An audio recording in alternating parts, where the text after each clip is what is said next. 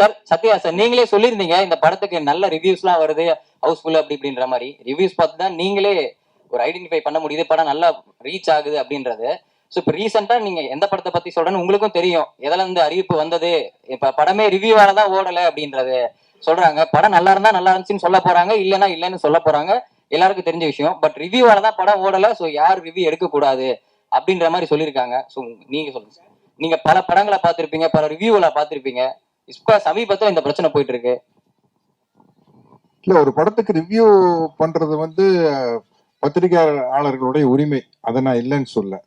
ஆனா வேணும்னே கொஞ்சம் அதிகமா போக்கஸ் பண்ணி அடிக்கிறதுன்னு ஒண்ணு இருக்கு இல்லையா?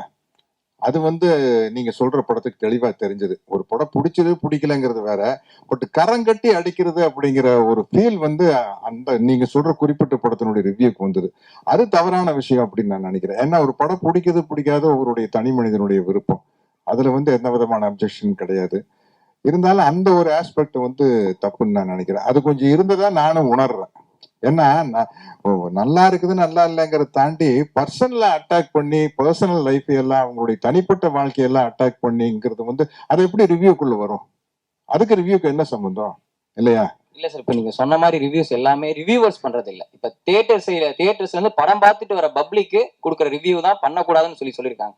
சோ பப்ளிக்கோட பாயிண்ட் ஆஃப் வியூல இந்த படம் நல்லா இருக்கு, இது நல்லா இல்ல, இந்த படம் மாதிரி இருக்கு அப்படின்ற அந்த கம்பேரிசன் இது எல்லாமே இருக்கும். சோ அதை வந்து அக்செப்ட் பண்ணிட்டு தானே சார் ஆகணும். படம் ரிலீஸ் பண்றோன்றது பப்ளிக் தான், அவங்க சொல்ற பாயிண்ட்டையும் நம்ம ஏத்துட்டு தானே சார் ஆகணும். நல்லா இல்லைன்னா நல்லா இல்லைன்னு ஏத்துட்டு தானே ஆகணும்.